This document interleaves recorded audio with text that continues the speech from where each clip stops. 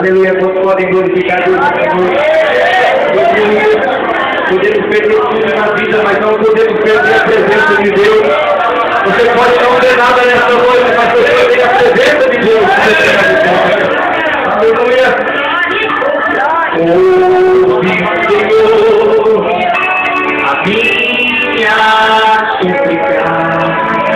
Ouve, Senhor,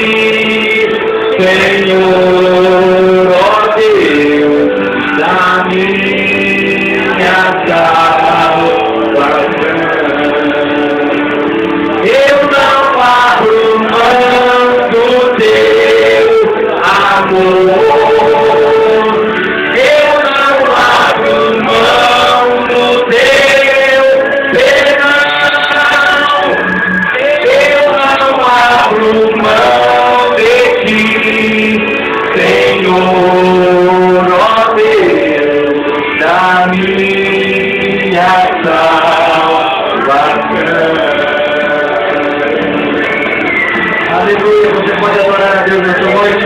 Levanta sua mão e glória a Deus. Glorifica Ele. Em nome de Jesus. Diácono Edinho, para pegar a oração. Fechou. Glória a Deus, aleluia. Senhor, o capítulo de número 4. O livro de 2 Reis. Abra sua Bíblia. Livro de 2 Reis, capítulo 4. Aleluia. Graças a Deus. Sobre si e sobre seus filhos, e eles lhe traziam os vasos, e ela os enchia. E sucedeu que, cheios que foram os vasos, disse a seu filho: traze-lhe ainda um vaso. Porém ele lhe disse: não há mais vaso nenhum. Então o azeite parou. Então veio ela e fez saber ao homem de Deus. E disse ele: vai, vende o azeite, paga a tua dívida, e tu e teus filhos vivei do resto. Amém. Aleluia. Graças a Deus. Quando eu não era pregador, eu tinha vontade de tomar água e colocar puxo. Hoje eu vejo a água aqui e eu gosto de tomar água que se coloca aqui no altar. Agradeço a Deus pela vida dos diáconos que fazem isso, né? Que se preocupam com o pregador, que trazem essa água abençoada aos filhos do Senhor, que são ministrantes da palavra de Deus. Se trouxeram aqui cloro, e para quem olhava daí pensou que os irmãos tinham trazido leite para o pregador beber. E não era cloro, a água estava branca. Apesar de eu fui sexta-feira lá em Petninga, e o presidente, ele serviu um café. Eu achei interessante ele servir café para o presidente na hora do culto. Eu sei que é o meu horário de serviço ali, nem me entregou, mas tem muitos irmãos fazer. Eu acho estranho levar café para o presidente. Mas por que eles fazem isso? É que na convenção se costuma fazer isso, levar café para o presidente, porque demora muito a reunião até chegar ao almoço, não tem que tomar um cafezinho.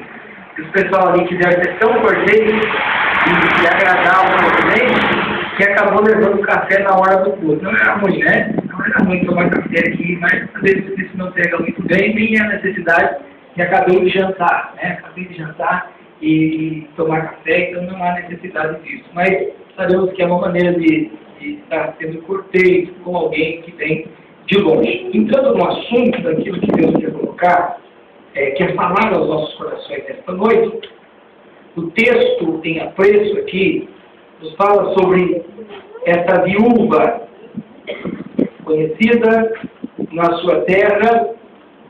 Versículo de número 4 diz que uma mulher das mulheres dos filhos dos profetas, então quer dizer, ela não era uma mulher qualquer, ela era uma mulher dos filhos dos profetas. Então ela era uma mulher que a sua família era uma família que servia a Deus.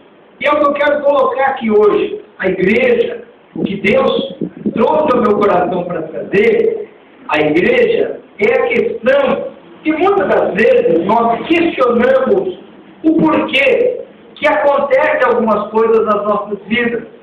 Sendo nós crentes, sendo nós servos de Deus, orando regularmente, e ninguém pode bater no peito e dizer assim, não, eu sou um super crente.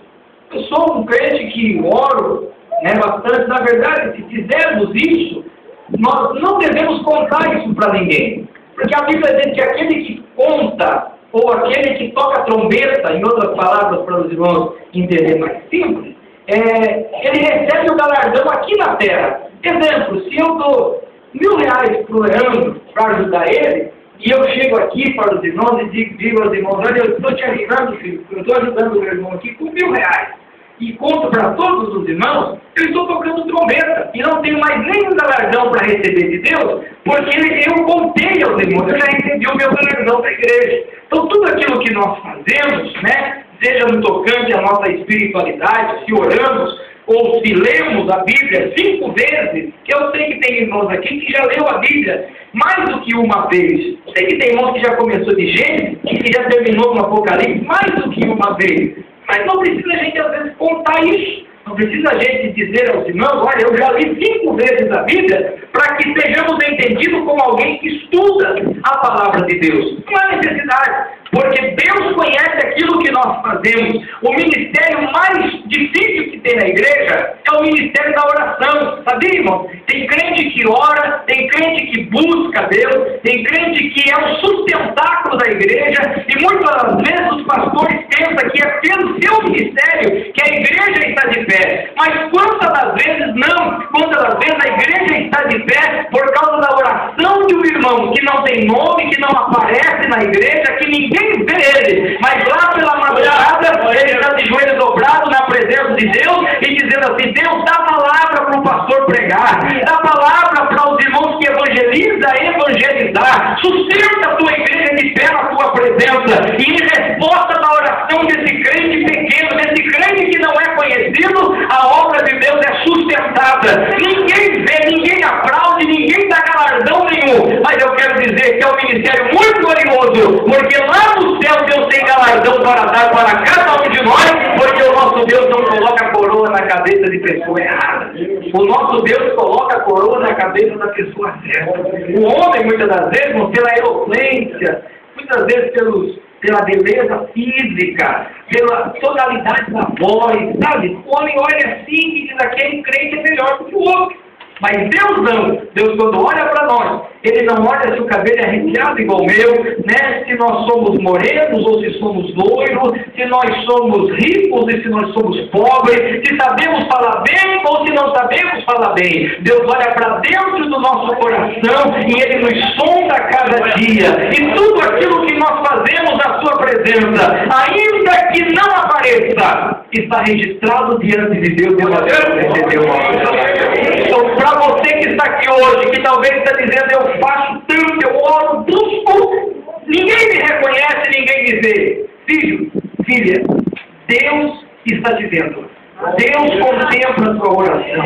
Quando você ora sozinho, ninguém te olha, mas o Pai te olha lá dos céus e Ele tem respondido às suas orações. Amém? Você pode dar glória a Deus essa noite? Olhando para o texto, nós entendemos que essa mulher era crente, era uma serva de Deus, uma mulher que servia a Deus juntamente com a sua família. O versículo de número 1 diz que ela disse assim ao profeta: meu marido, teu servo, morreu. Tu sabes que o teu servo temia ao Senhor. E veio o credor a levar os meus 2 filhos para serem escravos. Veja a situação que entrou essa mulher. Ela, conhecedora da palavra, serva de Deus, assim como seu marido o era, marido temia a Deus, ela fez questão de pôr isso diante do profeta e disse assim: olha, profeta, você sabe que o meu marido temia ao Senhor. Só que acontece uma coisa, profeta, que você não sabe. Nós estamos numa situação muito difícil. Meu marido morreu e veio o credor e está querendo levar os meus filhos, que é a única coisa que me sobrou. E o inimigo, né, ou seja, o credor, porque todo mundo tem o credor como inimigo, e o credor quer levar meus 2 filhos para ser escravo, e eu vou perder aquilo que eu mais amo, aquilo que eu mais quero bem, aquilo que é a razão de eu viver, e os credores estão querendo levar embora. E o profeta, naquele momento, no versículo de número 2, com a sua limitação, ele disse a ela: que hei eu de fazer? Porque muitas vezes, irmãos, as pessoas olham para o profeta, para o servo de Deus, e ele quer do profeta, quer do servo de Deus uma solução. Ele quer que o profeta resolva o seu problema na hora. Ele quer que o profeta, né, ao tomar conhecimento daquilo que ele está passando, estale o dedo na sua cabeça e diga: vai embora, porque teu problema já está resolvido. E ela chegou diante do profeta como se estivesse chegando diante de Deus, porque o profeta era o representante de Deus, mas o profeta diz assim: o que hei eu de fazer por você? Como quem diz: eu não posso te fazer nada, eu não tenho condições de resolver o teu problema, declara-me o que tu tens em tua casa. E ela diz assim: a tua serva não tem nada em casa, a não ser, né, na verdade aqui, que se a gente for fazer uma análise mais profunda do texto, a gente percebe que no versículo de número 2, ela disse assim, ó, ele diz assim: declara o que tu tens em casa. E ela disse: a tua serva não tem nada. Como quem quer mentir para o profeta: olha, a tua serva não tem nada, eu estou zerada, não tenho mais nada em casa. Mas na mesma hora, quando ela olha para os olhos do profeta, ela entende que não ia adiantar mentir para o profeta, porque o profeta, irmãos, ele tem a revelação da parte de Deus. Aleluia. E ai daquele, irmãos, que tenta mentir para o profeta de Deus. Não tem como, porque o profeta de Deus, quando Deus quer revelar alguma coisa, Deus revela, porque o nosso Deus, ele conhece os segredos de cada coração. Quantas das vezes tem acontecido isso, né, de Deus revelar aquilo que a pessoa vem falar, aquilo que a pessoa vem dizer, e antes da pessoa falar, a gente fala, e a pessoa fica assustada de ver, e a gente não sabe nem como fez aquilo, porque na verdade isso é um dom que Deus dá, o dom de revelar aquilo que está acontecendo dentro de cada coração. Então, quando ela foi tentar mentir ao profeta, ela diz: a tua serva não tem nada. Mas o profeta ficou olhando para ela, e ela disse assim: como quem diz, eu me lembrei, a não ser uma botija de azeite. Aí era tudo que o profeta precisava ouvir. Ele disse assim: olha, vai, pede para ti vasos emprestados a todos os teus vizinhos, vasos vazios, e não poucos. Uma lição que a gente aprende nesse texto é que o profeta, na mesma hora, quando ela disse que tinha alguma coisa em casa, ele disse assim: era isso que eu precisava ouvir. Porque a solução não ia vir do profeta, a solução ia vir daquilo que ela tinha. E nessa noite eu quero dizer para você: a solução não vai vir do pastor, a solução não vai vir da igreja, a solução vai vir daquilo que você tem. A sua pequena fé, ainda que seja só um pouquinho, é o suficiente para que Deus faça um grande milagre. O que é que você tem? A tua cena tem uma botija de azeite. Então vai e pede para ti vasos emprestados de todos os teus vizinhos. Ela tinha uma amizade boa com os seus vizinhos. A lição que a gente aprende é que crente tem que ter amizade boa com o vizinho. Sabia que tem crente que diz assim: eu não converso com o vizinho da direita, não converso com o vizinho da esquerda, não converso com o vizinho da frente, nem com o vizinho de trás. Odeio os meus vizinhos. Aí você vai saber por quê. Não porque ele tem um cachorro que late muito. É porque todo dia ele funciona o carro na frente da casa e faz muito barulho. Sabe? Então tem essas coisas. E essa mulher aqui, ela tinha amizade boa com todos os seus vizinhos. E o profeta diz assim: ó, vai e pede vasos para todos os seus vizinhos. É o texto que está dizendo isso, irmão. Vai, pede vasos emprestados a todos os seus vizinhos. Eu entendo aqui que se ela tivesse um probleminha com um dos vizinhos, ela já perderia a bênção. Ela precisava ter uma amizade boa com todos os seus vizinhos. Todos os vizinhos precisavam ter amizade com ela. E ela foi e pediu vaso emprestado para todos os vizinhos. E o profeta diz assim: não pede pouco vaso não, pede bastante vaso. Porque o nosso Deus, quando faz, ele faz para valer. O nosso Deus, quando faz, ele não faz pouco. O nosso Deus, quando faz bastante. Por isso eu quero que você dê glória a Deus nessa noite, porque o que Deus vai fazer na sua vida é bastante. É muito que Deus vai fazer na sua vida. Olhando para o versículo de número 3, ele diz assim: pede vaso emprestado, não poucos vasos, entra, fecha a porta sobre ti e sobre os teus filhos, e deita o azeite em todos aqueles vasos, e põe à parte o que tiver cheio. Quando nós olhamos para o livro de Mateus, no capítulo de número 6, na oração do Pai Nosso, quando o Senhor Jesus ensinou a orar, ele pediu também para que a gente entre no nosso quarto, no nosso aposento, e feche a porta. Tudo que está na Bíblia, irmãos, tem um significado. Tudo que está na Bíblia precisava estar ali para esclarecer e para nos ensinar alguma coisa. Então, quando a Bíblia pede para a gente fechar a porta do nosso quarto, não está dizendo literalmente a porta do quarto, mas está dizendo que existem portas que nós precisamos fechar para que o nosso Deus opere na nossa vida. Eu não sei qual é a porta que está aberta na sua vida ainda, que está impedindo você de ter uma intimidade maior com Deus ou de receber uma grande vitória da parte de Deus. Mas essa noite, fecha a porta para a incredulidade, fecha a porta para tudo aquilo que muito inimigo tem tentado trazer sobre você, e fale com Deus, e Deus vai responder as suas orações. No versículo de número 5, a Bíblia diz que ela fez do jeito que o profeta mandou. Ela pegou vaso, pediu vaso emprestado, e saiu os meninos, de casa em casa, batia palma e dizia assim: ei, a minha mãe mandou vir aqui.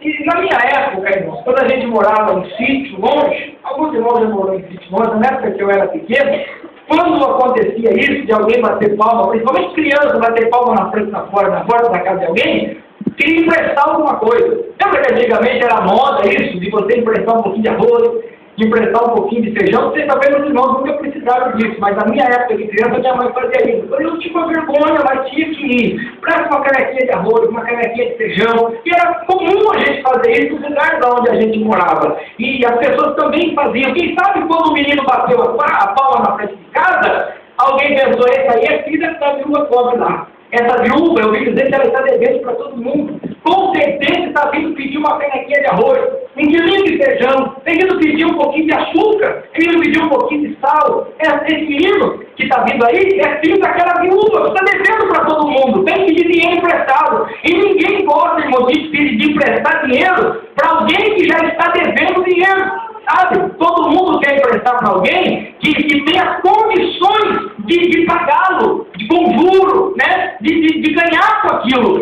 ela então, quando viu, falou, já vem pedir alguma coisa emprestada.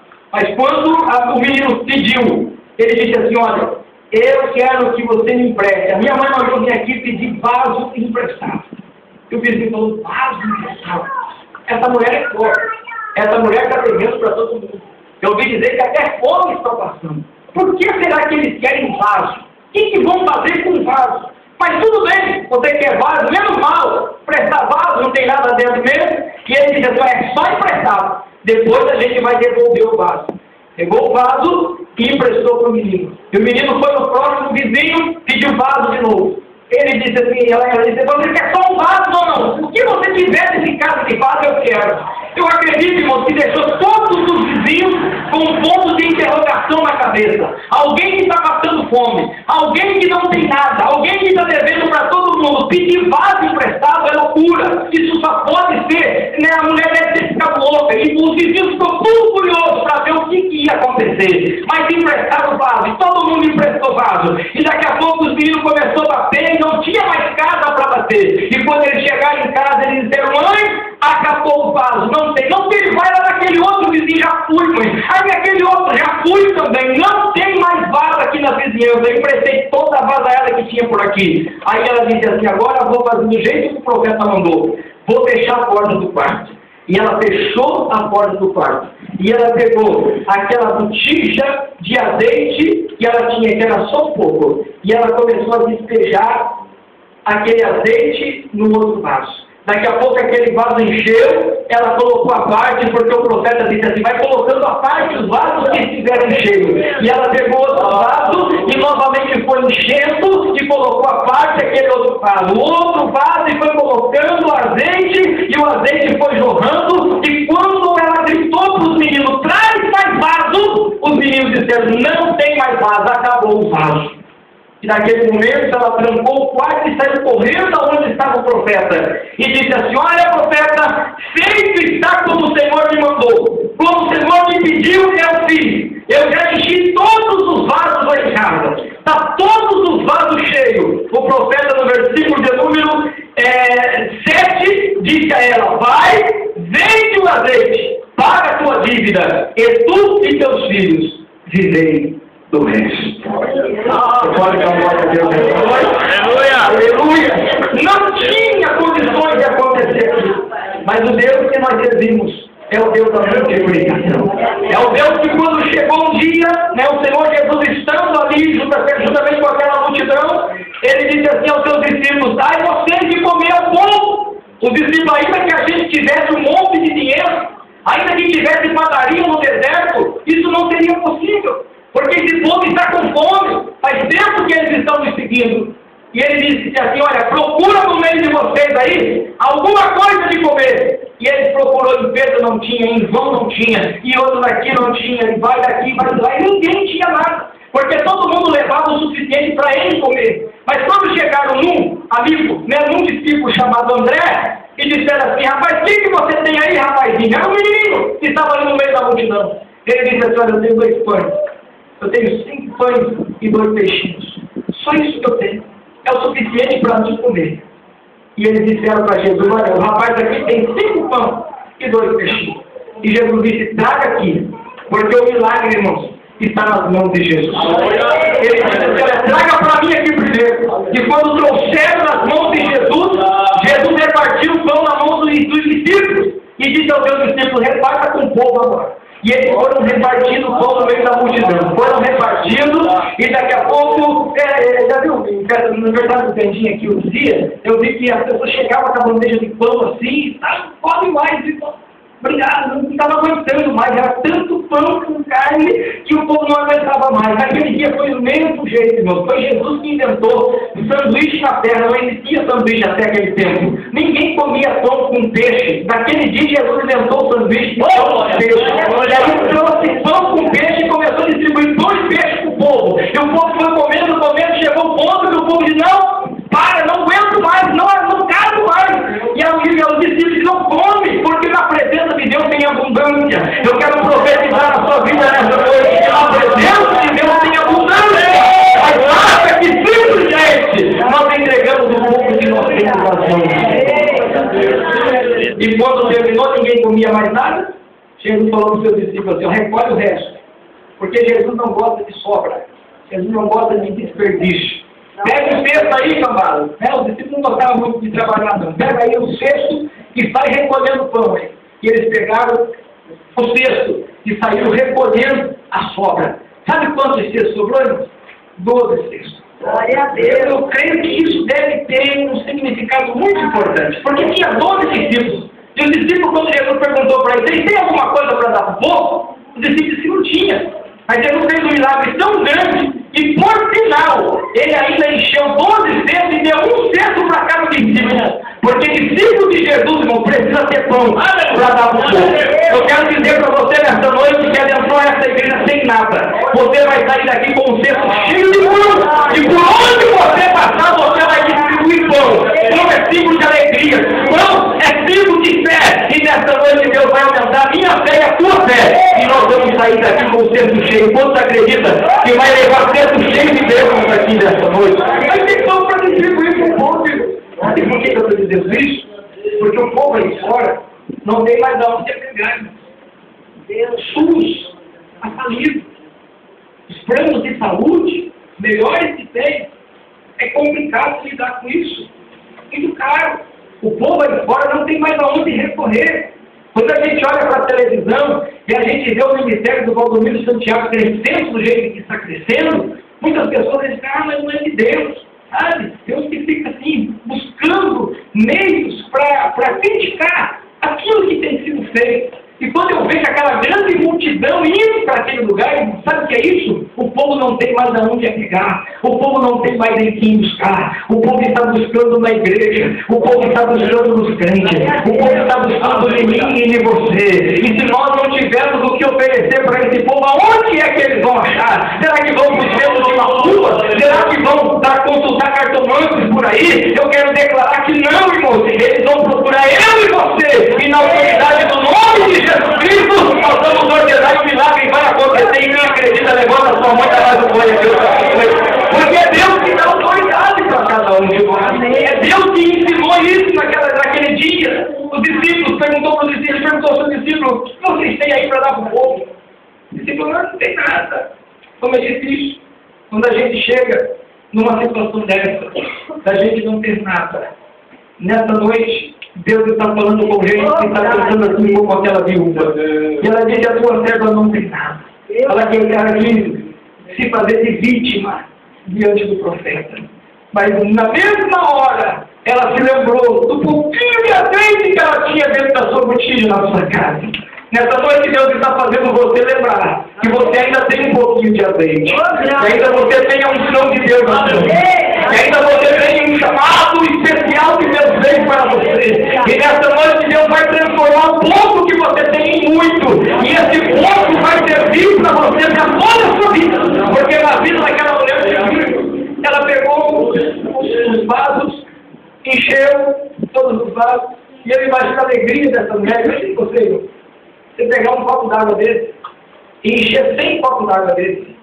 Não dá para dar glória a Deus, irmão. Se a gente pegar um copo desse e começar a encher 100. Quando você encher 2, você vai ver que o negócio já está meio diferente. Já está acontecendo um milagre, porque um copo, você viu que era um copo, de repente tem 2 copos cheios. É milagre de Deus.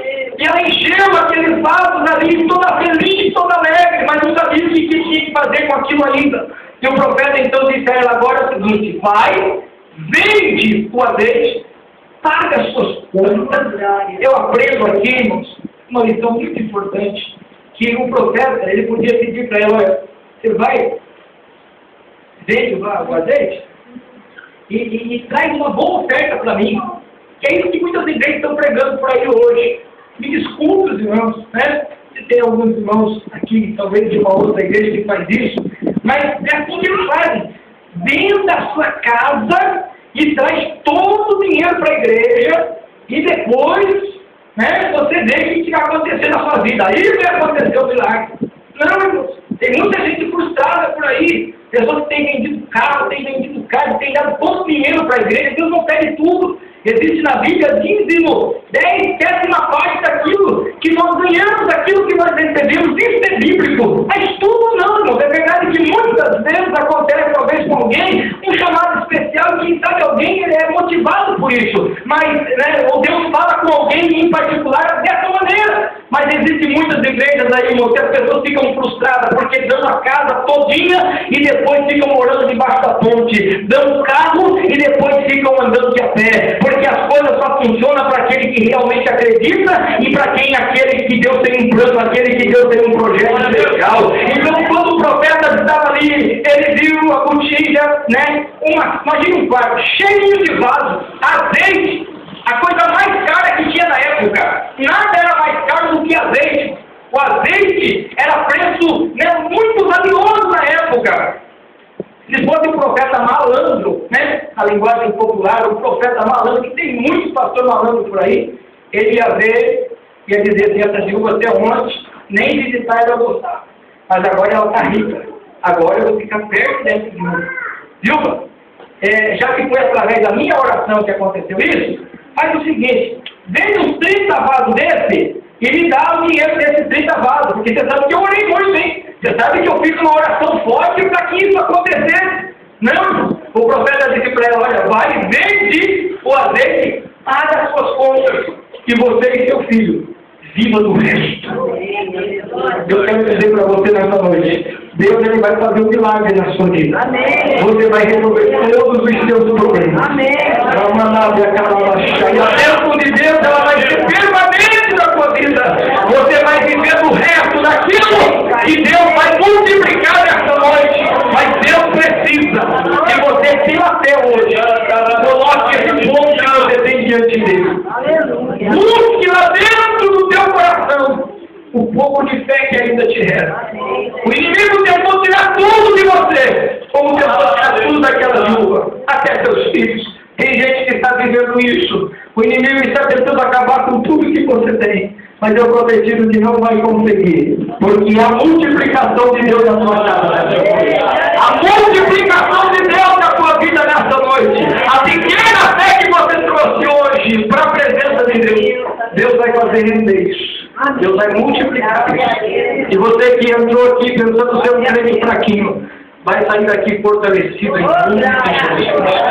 E eu quero dar um recado para Satanás ouvir nessa noite. Que ele vai ter que sair da tua frente. Porque se ele não sair da tua frente, você vai passar por cima dele e vai glorificar e exaltar o nome de Jesus Cristo. Eu não sei a situação que você se encontra hoje, não sei. Mas Deus te conhece. E Deus sabe. Ainda bem que Deus nos conhece. Ainda bem que Deus nos conhece. Que Deus sabe tudo acerca de nós. Ele vai pegar eu e você com a nossa pequenez e vai nos fazer forte, campeão, vencedor, para a glória do seu santo nome. Se coloque de pé em nome de Jesus Cristo. O milagre da multiplicação aconteceu na vida dessa viúva.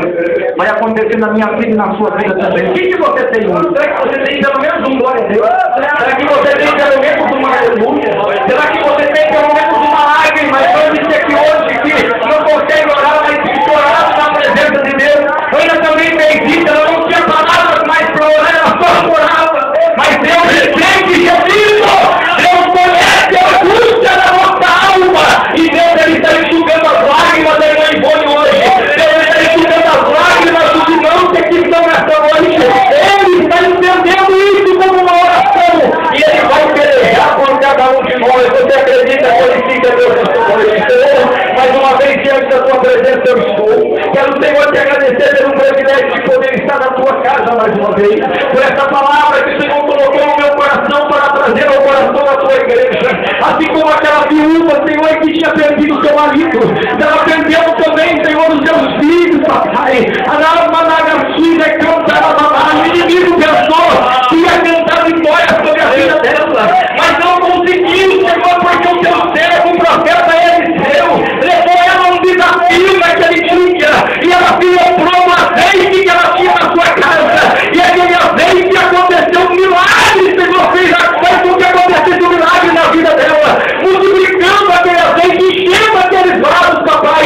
E ela pagou todas as suas dívidas. Eu profetizo aqui nessa noite, Senhor, que todos os membros que aqui estão, que têm, Senhor, ouvido ouvido essa palavra e que acreditam que a tua boca falando com eles aqui nesta noite também vão receber desse grande milagre. Aqueles que estão, Senhor, com dívidas, papai, que não conseguem quitar as suas dívidas, eu profetizo nesta noite um milagre, Senhor, na vida de todos aqueles que aqui estão, a começar aqui no púlpito, Senhor, até a porta, papai, até do lado de fora da igreja, Senhor, onde tem alguém ouvindo, eu profetizo, Senhor, que vai receber um milagre agora, e serão todos os seus problemas resolvidos, não somente para o agora, mas para toda a sua vida, e o teu nome, Senhor, vai ser exaltado, vai ser glorificado nas nossas vidas aqui neste lugar. Oramos, ó Deus, essa oração em nome de Jesus Cristo, e somos gratos a Ti, Senhor, pelo Amém. Amém.